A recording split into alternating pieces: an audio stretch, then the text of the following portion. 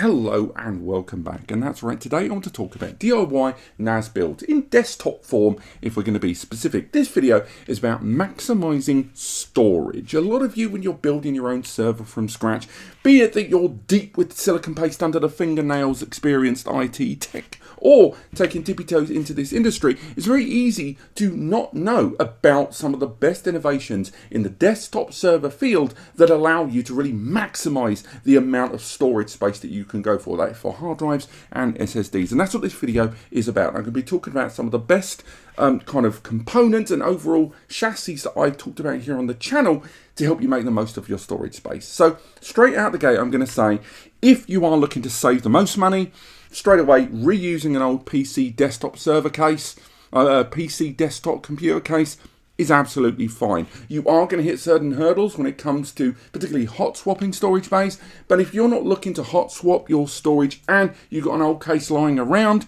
you can probably get away with any old PC case to save some bumps. But, and we've talked about on the channel before, if you're looking for the best desktop server case right now, it's going to be Silverstone. Silverstone do two cases in particular that I recommend. We have this one, the CS380, and this case here has an individual 8 3.5 inch SATA bays there inside, and it's got a couple of 5.25 inch bays here that we're going to talk about more later on with how to add even more storage to the system. But just keep in mind, you're going to have to attach all of these bays. Now, the reason I said it's one of two is because far greater than that is this. A case that I've taken apart several times on a video in the background of the channel that I'll talk about later in the video. Now, this is the better version. This is the CS382. It's got the 8 storage bays inside, all ventilated. And again, each of these, if we slide one out, can occupy a 3.5 inch storage drive. But on top of that, you have got the individual 5.2 inch bay there, and each of the bays has its own dedicated SATA output and cooling systems internally. And cooling is going to be a big deal with any case you go for, because regardless of which build you go with, the more storage you have, not only can that result in larger heat generation per component, which is manageable sort of, large amounts of storage block active airflow, and that's when cooling ends up resulting in components lowering down their performance efficiency or even throttling when things get too hot. That's why the 382 is definitely one of the recommended desktop cases for storage, but it only has one 5.25 inch bay there on the front, something we'll talk about more. You can soft mod it if you don't want to have hot swappable bays, but definitely if you're looking at a PC case and you're trying to get the good building blocks early doors, the previous case rocks around for about 150 NECA. This one between 250, depending on where you are in the world. But as far as PC cases go, as a good grounding for your overall storage, they are a great couple of picks. So up to this point, all we've discussed is hard drive storage there. And let's be realistic, in 2024, 25, there's more to storage than hard drives, and 8 storage bays, I would argue, is a bare minimum of the desktop. What about scaling things up? Do you remember I mentioned those 5.25 inch bays there? Well, that's where you can slot little modules, and these are the ones right now that I would strongly recommend. But do stick to the end of the video, because there are caveats for deploying things like this. Now, on this side, we have got the IC-Dock 8 times 2.5 inch SATA. This can occupy one of those 5.25 inch bays there, and ultimately allows you to immediately add 8 more drives. So remember, we got our 8 hard drives from earlier, and now we've got 8 2.5 inch SSDs. Each one of these hot swappable with their own tray there, deploying nice and easily. Each outputted into their own SATA connector there on the rear. And again, we will talk about motherboards and controllers and more later on. Each one requires a SATA power there to power the fans, but overall, we are looking at a serious amount of 2.5 inch SATA storage there without occupying some of those other mainline bays.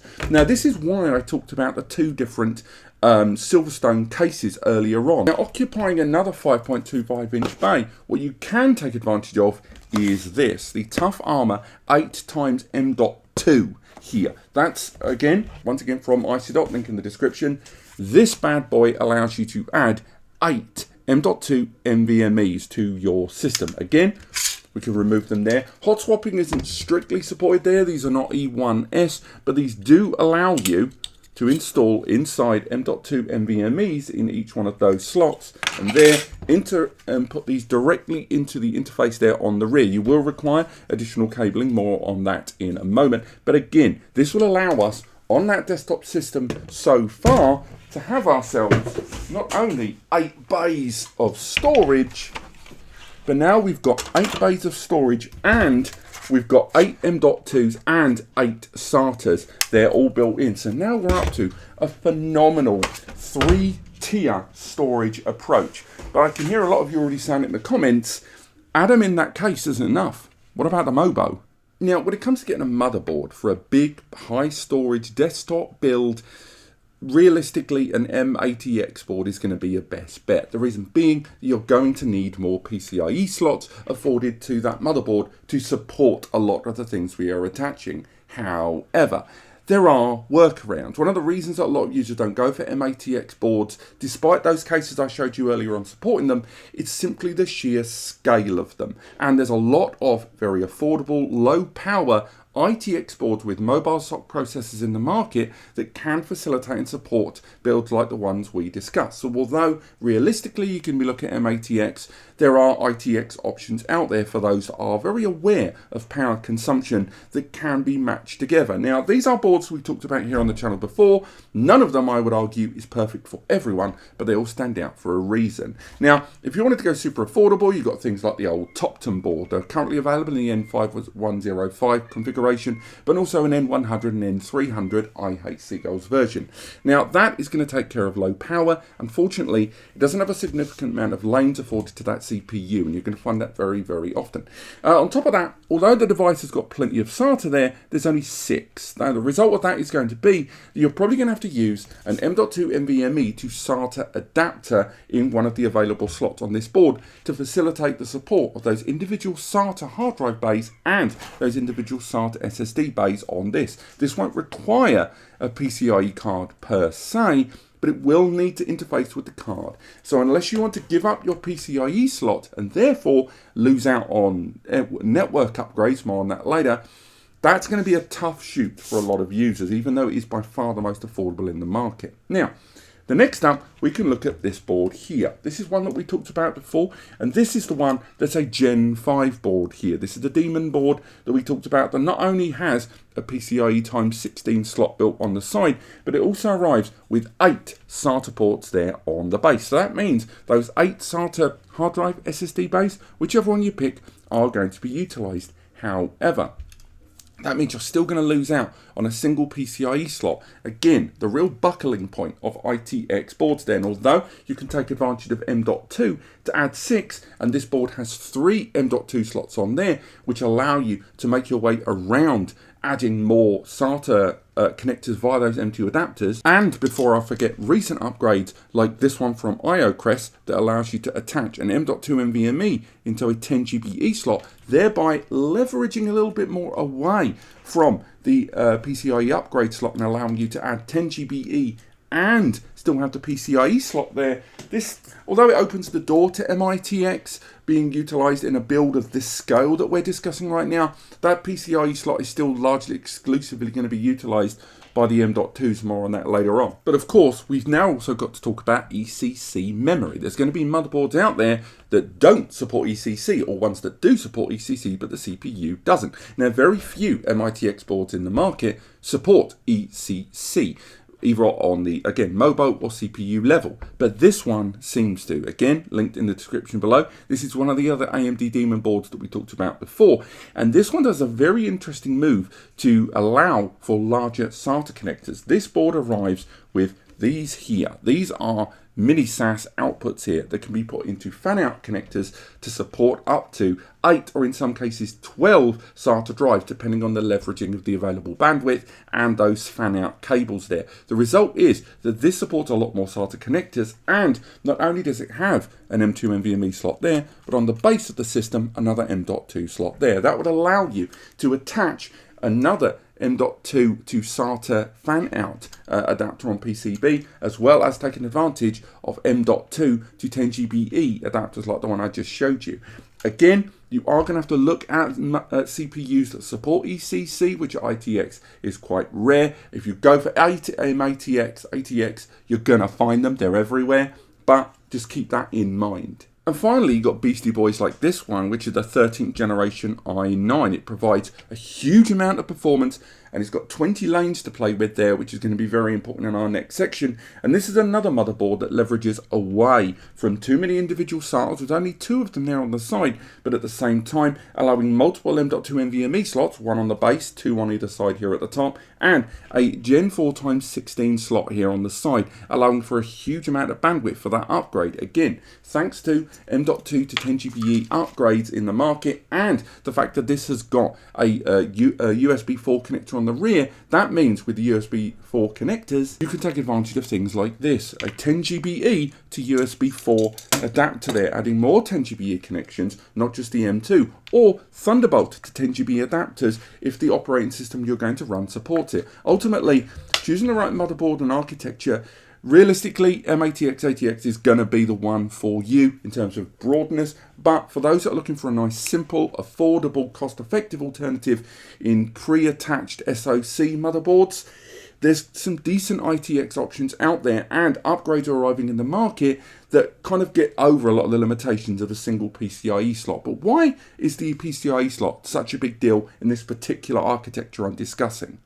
The PCIe slot on any motherboard you put inside this super storage user desktop case is going to make or break your system. The reason being that notwithstanding the obvious upgrades like network upgrades, you're going to need that slot to attach some of the storage upgrades that we talked about thus far. Now, to go into more detail, most users realistically outside of the gaming sphere use PCIe slots for network upgrades. This, for example, is a 40 NICA 10 gig upgrade card, and it is a huge waste of a PCIe Gen 3 x 16 or 4 x 16 slot on any motherboard. The reason being, you're only using 1000 megs on a slot that could output 16 or even 32,000 megabytes per second of bandwidth to play with. Now, some users take advantage of storage upgrade cards. This one here, this is from Link Real. This Link Real card here allows you to add 2 times Gen 3 x 4 M.2 NVMe's into an existing 3 x 8 slot there. So rather than utilizing a full 16, this card allows you to just use 8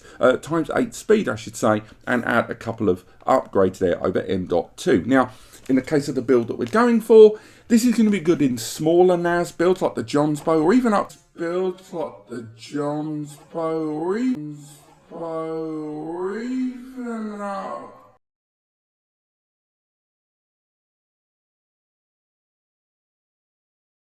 upgrading existing desktop NAS systems. We tested this on a few different NAS brands and it worked, but keep in mind there are some other options out there to really scale up. To put it into perspective, the OWC accelerator card here. Now, you have to buy this pre-populated apparently from OWC, but it allows you to add 8 Gen 4 M.2 slots to your system. Unfortunately, this is a x 16, so you're going to require not only the physical space for a card like this, but also the physical bandwidth. Also, it requires additional MOBO power, something you're going to need to factor in there. A very expensive card indeed. Now,